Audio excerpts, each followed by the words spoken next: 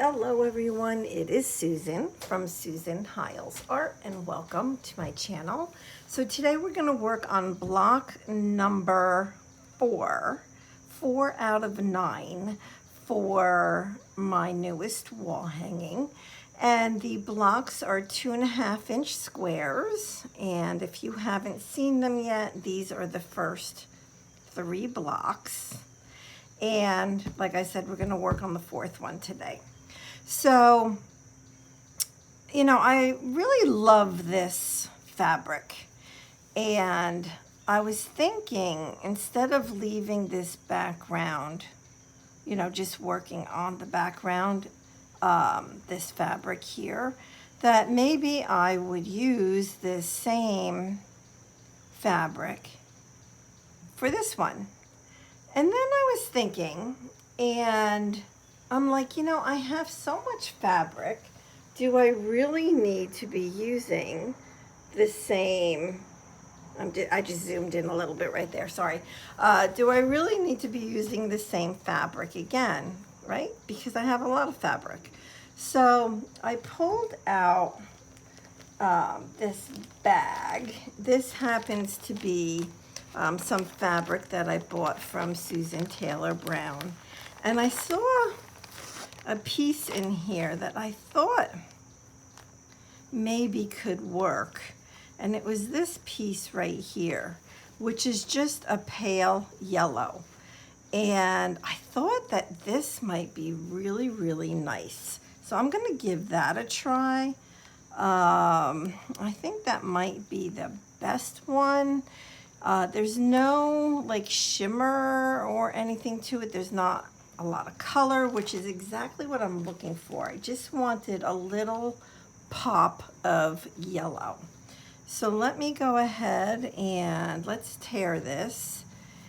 And I think what I'll do, I'm trying to just kind of figure out how I want to tear this, because there's this seam up here. So do I want the seam or do I not want the seam? That is the question. So I don't think I want that seam. So what I'm going to do is I'm going to take, I don't know, a good amount of fabric, and we're just going to tear it. So I'm not going to use this piece right now, but it's a decent sized piece that I can use for something later. And then, so this I will use as the top to this. Now I do want to have it frayed on the side as well. So let's go ahead and do that. This I'm going to put with my little scraps to use at another time. And so now we need to do just a little bit of measuring, but we're going to eyeball it. And I want it to be a little bit smaller than this piece here. And I don't think I'm going to tear it the whole way. Actually, no. Let's do it this way. All right, let me turn my iron on. I can see I'm going to need it. And then we'll cut this. So now we're gonna have beautiful frayed edges.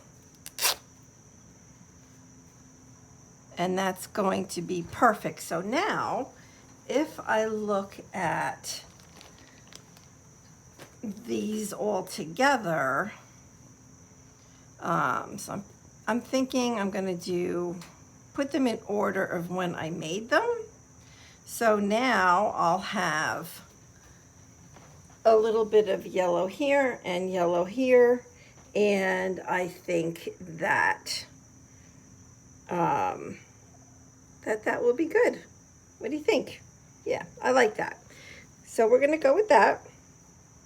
And let me give this an iron. And then we can sew. And I just use this little, look at how beautiful it works. This little handheld iron, it's meant for travel. It's made by Steam Fast. I got it online, probably from Walmart.com. And it works beautifully, and I leave it plugged in all the time. And yeah. Now, what I'm going to do is, I know I want to use a heart for the flower, but I think this heart is too long. Let's see if we can reshape it a little bit. So I'm going to make it shorter and maybe a little bit wider. So let's see. So if I come here, and we're just going to cut it to there. Let's see if that's better. Oh, I like that. I like that shape. Oh, I like that a lot. Let me iron that since I just kind of folded it. Okay. All right. So we have that. So I want to use this. I'm going to couch it for the stem. I think I'm going to pull this down just a tad.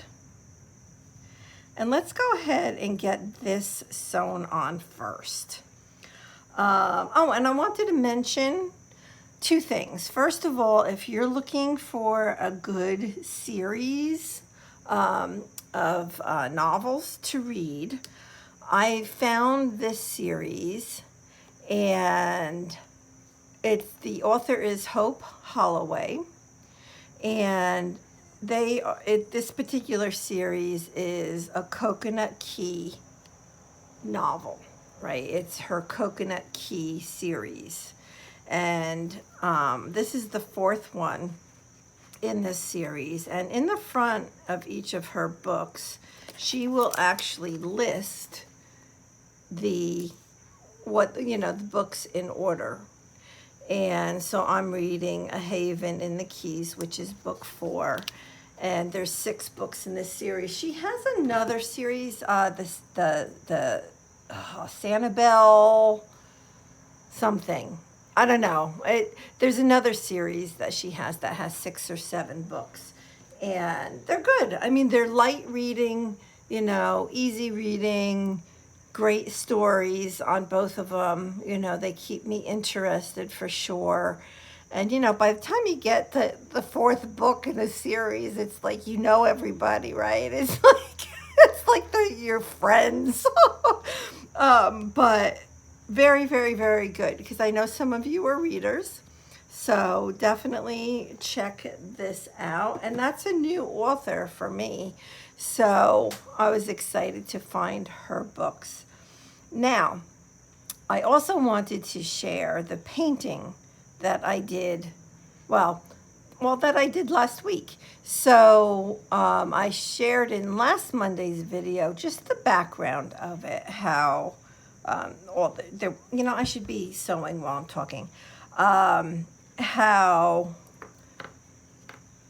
it was, with all the texture and all of that.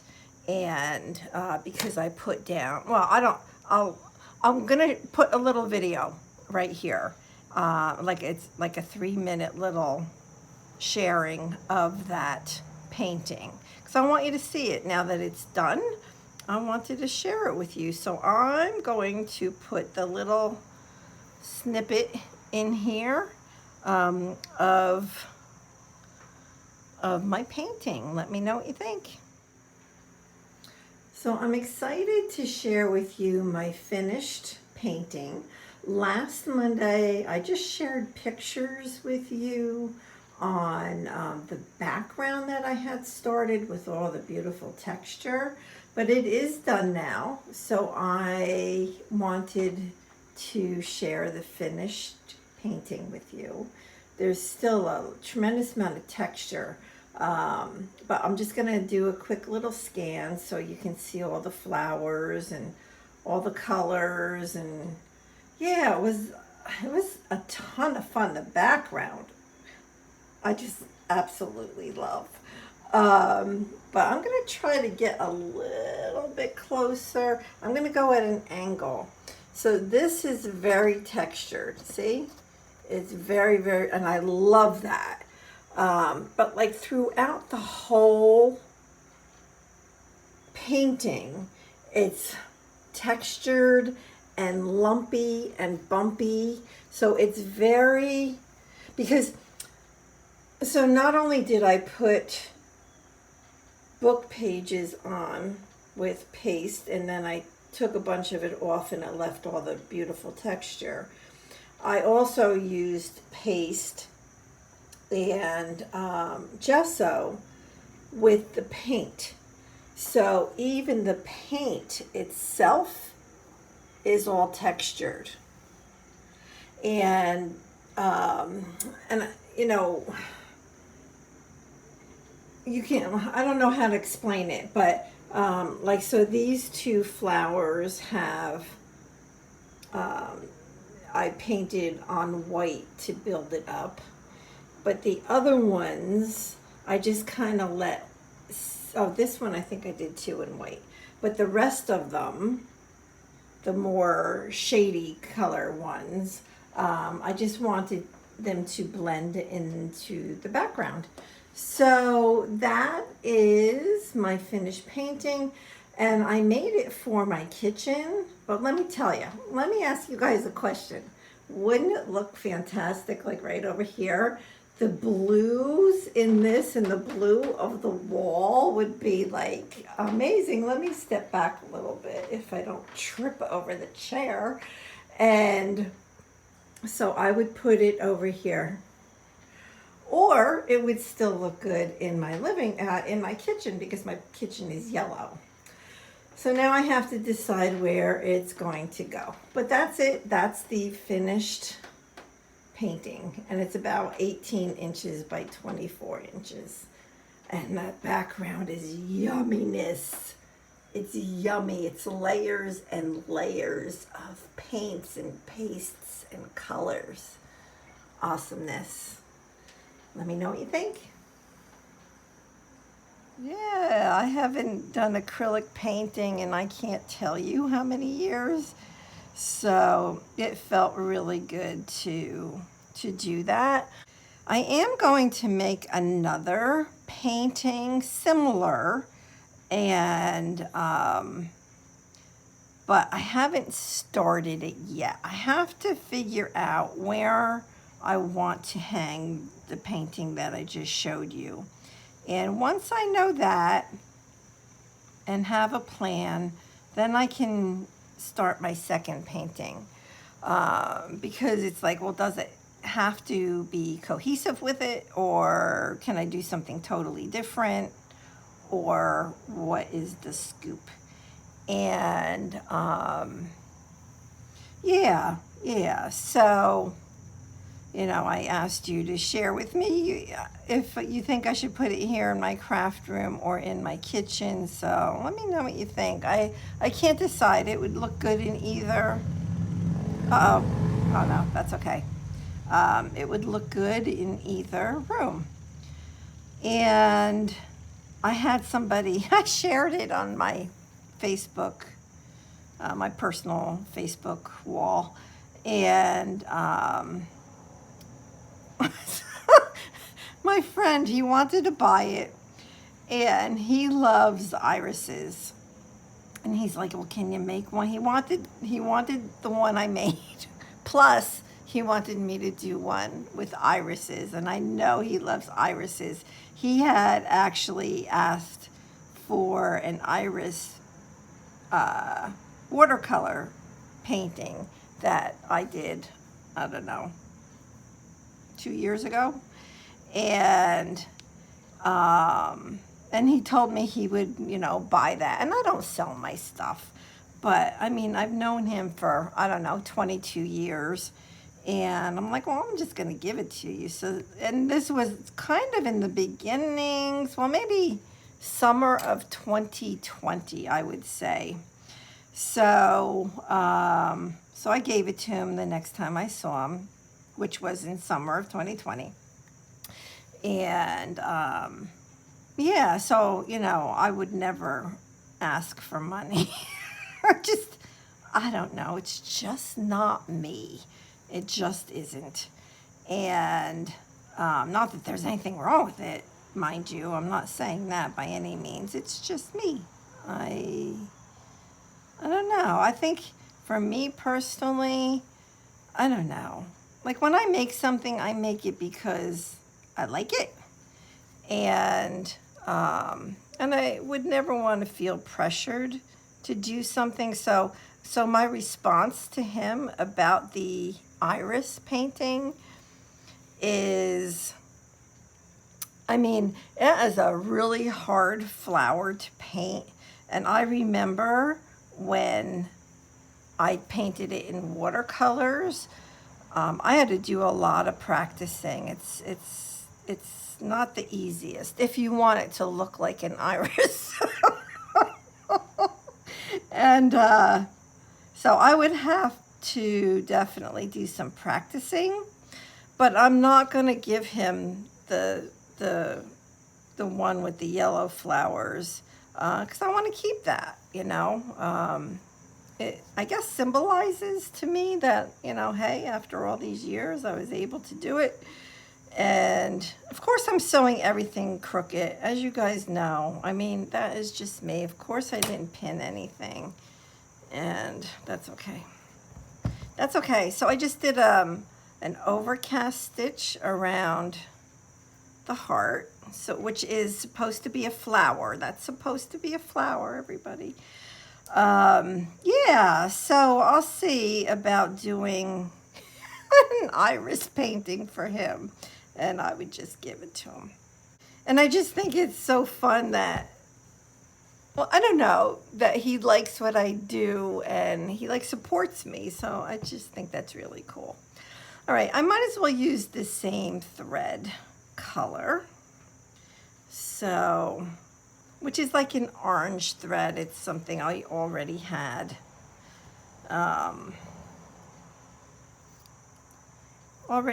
On the needle. So I'm just going to cut a piece of this, and I'm going to couch. So usually when I couch, I turn the fabric so it's almost like a cylinder, so to speak, and then I couch around it. Now this is obviously way longer than it needs to be, but I did that on purpose because I didn't want it to be short. So now, although I don't like this, I'm going to cut that because it wasn't quite right.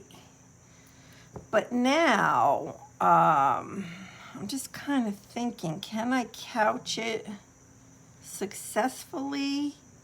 No, I think I have to turn it. All right, I'm going to pin it down. So I'm going to do this as easy as I possibly can. And we're just going to do this, and it'll all work out. Trust me. It will. Somehow it works out. Okay, so now I'm going to couch over it. I guess I'll start at the bottom. So I think what I'll do is I'll end this at the end of the yellow. So that's where I'm going to begin my sewing. So I'm just going to come down to the bottom here. And I have to go from underneath the fabric and then over the top and then down under the fabric. So that's what couching is.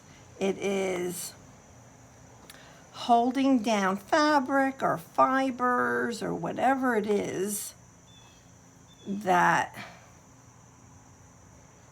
I can take this out, that you're couching, and it's just a way to sew it down. And oops, I just pulled the thread out of the needle.